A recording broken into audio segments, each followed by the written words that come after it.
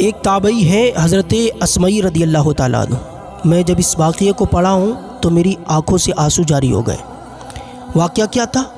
واقعہ یہ تھا کہ ایک جوان شخص خانہ کعبہ کے غلاف کو پکڑ کر کے رو رہا تھا اور اللہ کی بارگاہ میں دعا کر رہا تھا، مولا میرے جو گناہ ہو گئے مجھے معاف فرما، مولا مجھ سے جو خطائیں ہو گئی تو مجھے معاف فرما۔ بندہ کعبے کا غلاف پکڑ کر کے وہ جوان شخص دعا کر رہا تھا۔ اس کی آواز ایسی تھی کہ دل کو چھنی کر رہی تھی، اس کی آواز ایسی تھی جو دلوں کو چیر دیتی تھی۔ ایسی آواز میں وہ جوان شخص اللہ کی بارگاہ میں معافی مانگ رہا تھا۔ حضرت اسمعی بیان کرتے ہیں، میں رات کے وقت میں گیا، کیونکہ دن میں بہت کراؤڈ تھا، بہت بھیڑ تھی۔ رات کے وقت میں گیا کعبے کے پاس میں نے اس آواز کو سنا۔ میں نے جب اس آواز کو سنا تو میرا دل دہل گیا، میرا سینہ چاک ہونے لگ گیا کہ یار کیسی آواز ہے اس جوان کی جو اللہ کی بارگاہ میں اس طرح رو رہا ہے کہ میرے دل کو اس کی آواز چھنی کر رہی تھی۔ حضرت اسمعی بیان کرتے ہیں، میں نے اس جوان کی جب آواز کو سنا تو میں اس کے قریب جانے لگ گیا۔ جب قریب پہنچا تو میں نے دیکھا کہ وہ دعا کر رہا ہے، اللہ تعالیٰ سے کہہ رہا ہے، اے مولا میں تیرا ہی تو بندہ ہوں، اے مولا مجھ سے گناہ ہو گئے تو مجھے معاف فرما، تو مجھ سے 70 ماؤں سے زیادہ اپنے بندوں سے پیار کرتا ہے، میرے رب تو مجھے معاف فرما۔ وہ بندہ رو رو کر اللہ کی بارگاہ میں دعا کر رہا تھا۔ حضرت اسمعی کہتے ہیں، اس کی آواز جیسی میں سنتا تھا نا، میرا کلیجہ ہل جاتا تھا، میرے رونگٹے کھڑے ہو جاتے تھے، میں اس کے قریب جانے لگ گیا۔ جب میں قریب پہنچا، میں نے جب اس کی اس دعا کو سنا، میرے دل میں اس کے لیے محبت پیدا ہوئی، میں بھی اس کے لیے ہاتھوں کو اٹھا کر کے دعا کرنے لگا، اے پروردگار یہ تیرا ہی تو بندہ ہے، اگر اس سے کوئی گناہ ہو گیا اے مولا تو اسے معاف فرما۔ جب اس جوان نے میری اس آواز کو سنا تو وہ جوان زور سے چیخا، اور چیخنے کے بعد میں زمین پر آ گیا، اور جب زمین پر آیا نا تو میں اس کے قریب گیا، اس لیے کہ میں اس کو ہوش میں لے کر کے آؤں، اس کو ہوش میں لا سکوں، اس لیے میں اس کے قریب چلا گیا۔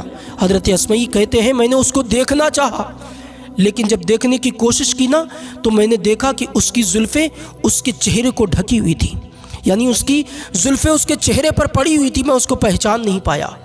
جب میں نے اس کی زلفوں کو ہٹایا تو میری زمین پیروں کے نیچے سے نکل گئی، میں لوگوں سے چیخ چیخ کر کہنے لگ گیا۔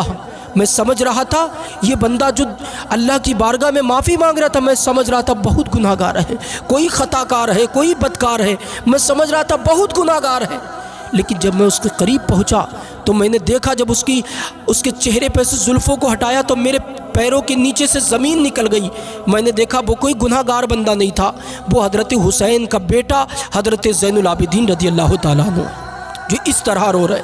حضرت اسمعی کہتے ہیں، جب میں نے ان کو ہوش میں لایا، پانی وغیرہ ڈالنے کے بعد میں جب وہ ہوش میں آئے تب میں کہنے لگا، آپ تو حسین کی اولاد ہیں، آپ تو حسین کے بیٹے ہیں، آپ اس طرح اللہ کی بارگاہ میں معافی مانگ رہے ہیں۔ اللہ اکبر۔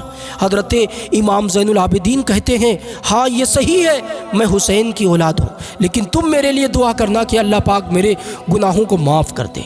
سوچو ہماری اور آپ کی بساط کیا ہے، ہماری حیثیت کیا ہے کہ ہم کبھی کیا اللہ کی بارگاہ میں معافی مانگتے ہیں؟ کیا کبھی ہم اپنے گناہوں پر شرمندہ ہوتے ہیں؟ سوچ لو میرے دوست، اگر گناہ کرنے کے بعد میں تمہارا ضمیر تم کو نہ جھنجھوڑے تو سمجھ لینا کہ تمہارا ایمان مضبوط نہیں ہے، تم پھر کامل مومن نہیں۔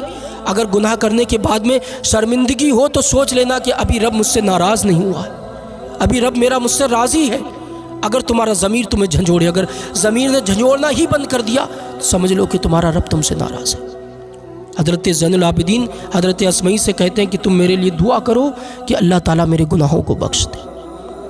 لوگ حیرت میں، چکر میں، سوچ میں پڑ گئے کہ یار یہ کس کی اولاد ہے اور کس طرح اللہ کی بارگاہ میں شرمندہ ہے، ان سے تو کوئی گناہ ہوا بھی نہیں، پھر بھی اللہ کی بارگاہ میں اس قدر گڑ گڑاتے ہیں، کس قدر خوف خدا ان کے دلوں میں ہے۔